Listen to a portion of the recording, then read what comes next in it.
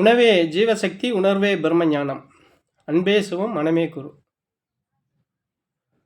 ஐயா பிரம்மஸ்ரீ சத்குரு நித்யானந்த சாமிகள் ஆசியோடும், சித்தர்களுடைய அருளாசியோடும், உடுமலை பிரம்மஞான குழு பாடசாலை சார்பொழி, என்னுடைய சார்பொழி அனைவருக்கும் ஆத்ம வணக்கம்.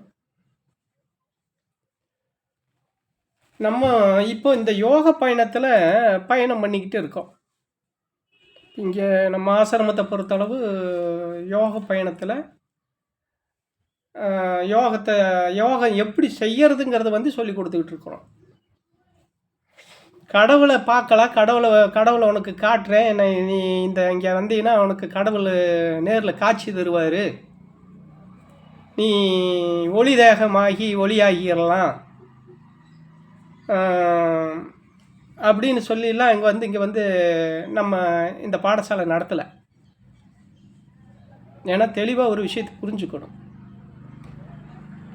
யோக பயணத்தில் யோகம் எப்படி செய்யணும், அது எந்தெந்த நேரத்தில் எந்த முறையில் அதை கடைப்பிடிச்சி செய்யணும் அப்படிங்கிறத பற்றி சொல்லி கொடுக்குற இடம்தான் இது. அப்போ இந்த யோக பயணத்தில் பயணம் பண்ணும்போது அந்த யோக பயணத்தில் பயணம் பண்ணக்கூடிய அந்த வழியில் பயணம் செஞ்சுக்கிட்டு இருக்கிற போது ஒரு சில அனுபவங்கள் நமக்கு கிடைக்கும். அது நியாயமான முறையில் நம்ம செஞ்சோம்னா, நியாயமான முறையில் அந்த பாதையில் நம்ம பயணம் பண்ணும்போது நமக்கு ஒரு சில அனுபவங்கள் வரும். அதோடு மட்டுமல்ல, இந்த யோக பயிற்சியை செய்ய செய்ய உடலில் மாற்றங்கள் ஏற்படும், மனசில் மாற்றங்கள் ஏற்படும். அப்போது முன்ன இருந்ததை விட இப்போ இந்த யோக பயணத்தில் பயணம் பண்ணும்போது பல மாற்றங்களை நம்ம உணர முடியும். அப்போது மனநோய் இருந்தால் இதில் மெயினாக பார்த்தா இந்த யோகத்தில் மனநோய் 100% விலகும். சொல்லி கொடுக்குறபடி செஞ்சால் மனநோய் 100% விலகும். இந்த மனநோய் 100% விலகுது அப்படின்னு சொன்னால், அந்த மனநோய் இருக்கிறதுனால தான் உடல் நோய் வருது. அதை முதல்ல நம்ம புரிஞ்சுக்கணும். உடல் நோய் எதனால வருதுன்னா, மனநோய்பட்டதுனால தான் உடலுக்கு நோய் வருது.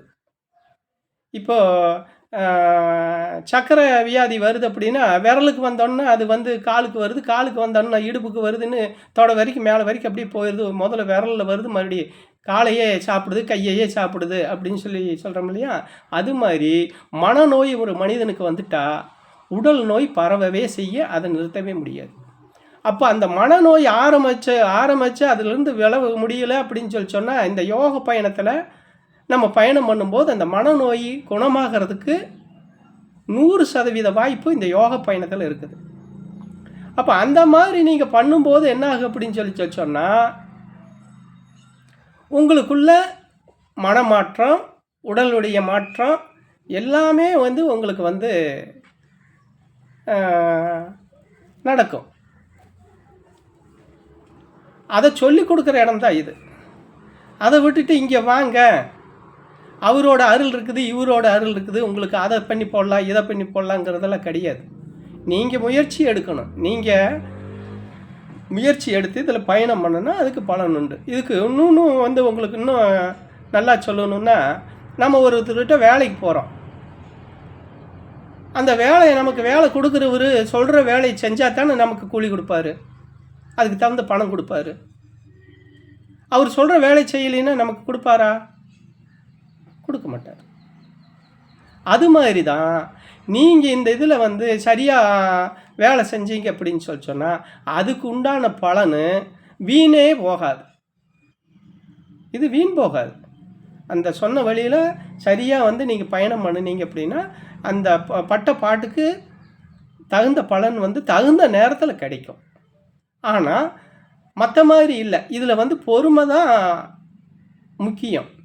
அப்போ இந்த பயணத்தில் அந்த ஒரு நல்ல நிலையை நல்ல உணர்வுகளை நல்ல நிலைக்கு நம்ம கெட்டுப்போய் இருக்கிற நிலையிலேருந்து நல்ல நிலைக்கு வரணுன்னா பொறுமையோட ஒரு குரு சொல்கிறபடி நடந்து அந்த குரு என்ன சொல்கிறாங்களோ அதன்படி கேட்டு நீங்கள் அந்த பாதையில் கரெக்டாக பயணம் பண்ணி உங்களுக்கு சந்தேகம் வருதுன்னு தெரிஞ்சாலே அடுத்த நிமிஷமே அந்த குருவை கான்டாக்ட் பண்ணி உங்கள் சந்தேகத்தை தீர்த்து நீங்கள் முறையாக நீங்கள் பொறுமையாக நீங்கள் அதில் பயணம் பண்ணினீங்கன்னா உங்களுக்கு வந்து இந்த மனநோயும் தீரும், உடல் நோயும் தீரும், யோக பயணமும் நல்லபடியாக நடக்கும். அப்போ அதுக்கு தான் வந்து இந்த யோக பயணம். அந்த வகையில் பார்த்தா இப்போது நம்ம செய்கிற இந்த யோக பயணமெல்லாம் என்னன்னு கேட்டால் அவஸ்தைகள்னு இருக்குது.